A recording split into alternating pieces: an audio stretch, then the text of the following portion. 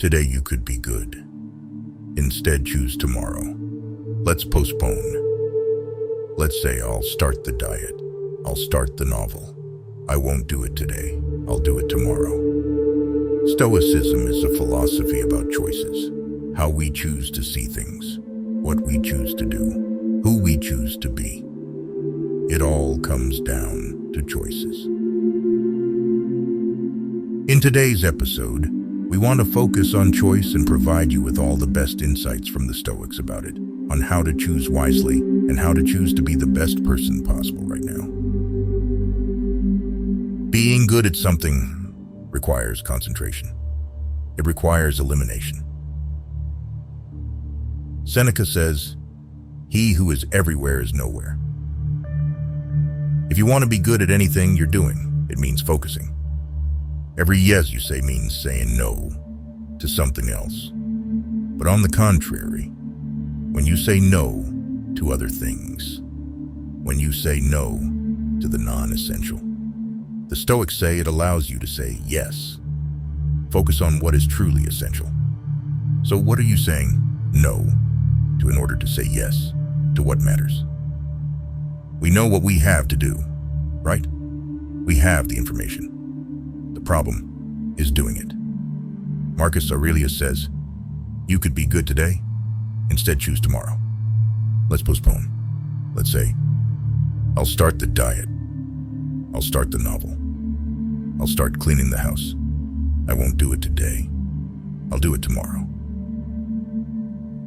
If it were just a matter of information, no one would be overweight. No one would be sick.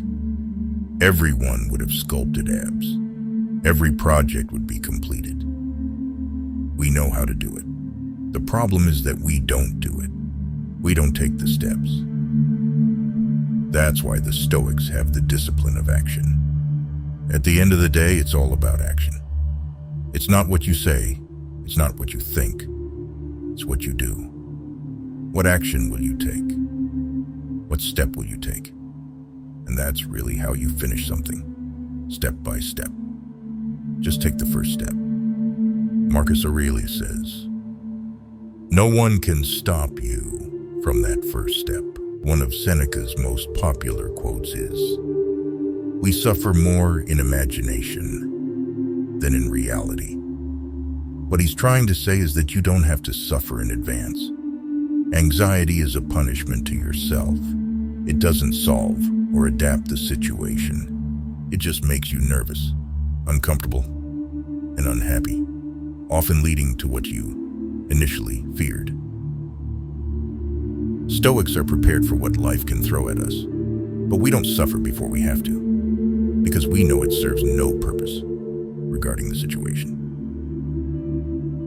Stoics want you to stop wasting time. Stop focusing on things beyond your control. Stop procrastinating. Stop worrying about what others think. Stop regretting the past. Stop thinking you'll live forever. Memento mori. Life is very short, and wasting time on these things, doing things you know you shouldn't do, means rejecting the gift of life you have right now. Often, unfortunately, the way we respond to something makes it worse. We tell ourselves that something is unfair. We tell ourselves we've been deceived. We tell ourselves it's the worst thing that ever happened. Extraordinary people don't do that. It's worth remembering that no problem is so serious that it can't be made worse. And often, that's what our perceptions do. We make a bad thing even worse. And then we complain that it's too difficult to overcome. I'm particularly inspired by people who don't do that. As Epictetus says, "Do you know who is invincible? He who cannot be disturbed by anything outside of his reasoned choice." Don't focus on how far you've come. Focus on how much you still have to do. Epictetus says, "There is nothing less philosophical than someone who boasts about their progress, their study of wisdom, their successes." Marcus Aurelius, even in old age, understood that he had to say, you are still far from being a philosopher. This is a lifelong pursuit. If you focus on how far you've come, you become arrogant and complacent. If you focus on how much you still have to do, on all the things you still have to learn, then you will improve. So, don't become complacent. Don't become selfish. Focus on how much you still have to do. All the great moments in Stoic history involve defending the weakest. Cato defends the weakest. Rutilius Rufus defends the weakest. Marcus Aurelius approves laws that protect not only the slaves of Rome, but even gives wooden swords to gladiators so they don't harm themselves in the arena. We are all privileged. We all have advantages.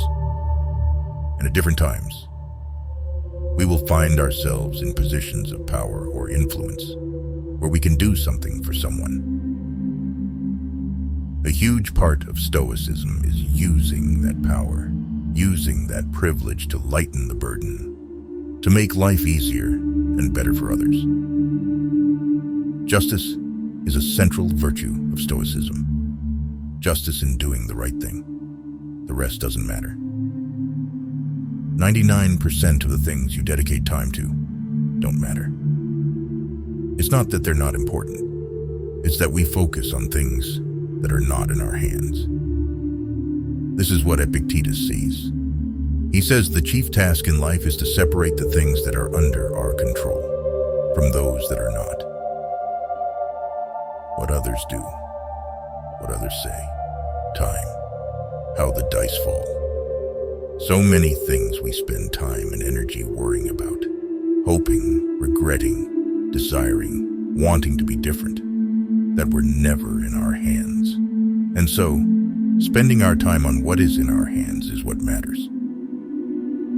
So, it's not that things don't matter. It's that most of the things we focus on don't matter, because they were not in our hands. The Stoics say, focus on what is under your control. That's what a philosopher does. You have to be willing to look foolish.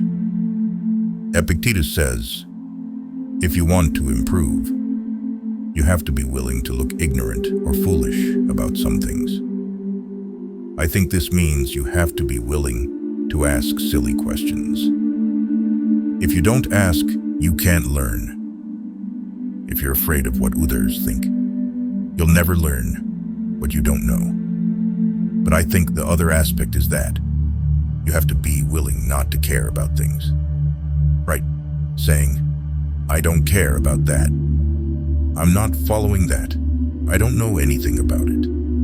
That's one part. Then I think the other aspect is that you have to be willing to be bad at something. Right? To be in the early stages, to be embarrassingly behind, to be in the process of rediscovery, change, or growth. So if you want to improve, the Stoics say you have to be willing to look foolish, to look embarrassed, to look ridiculous, to not be good, because that's how you move from where you are to where you want to go. There are a lot of difficult things I try to do every day. I try to take a cold shower. I get up early. I practice intermittent fasting. I try to do a very challenging workout every day. I try to push myself physically so I can be better mentally. Seneca said we should treat the body rigorously so that it is not disobedient to the mind. The point is that you are deliberately challenging yourself. You are seeking challenges because life is tough, and you want to build muscles to face these challenges. You want to build willpower, mental strength, character strength to face the difficulties, inconveniences, adversities, and difficulties of life. You want to be prepared, and the Stoic prepares by seeking these challenges in the normal routine of life. Do these things because they make you stronger and better, more capable of facing the challenges of life. Thank you for watching. Every day we publish Stoic-inspired content. Follow us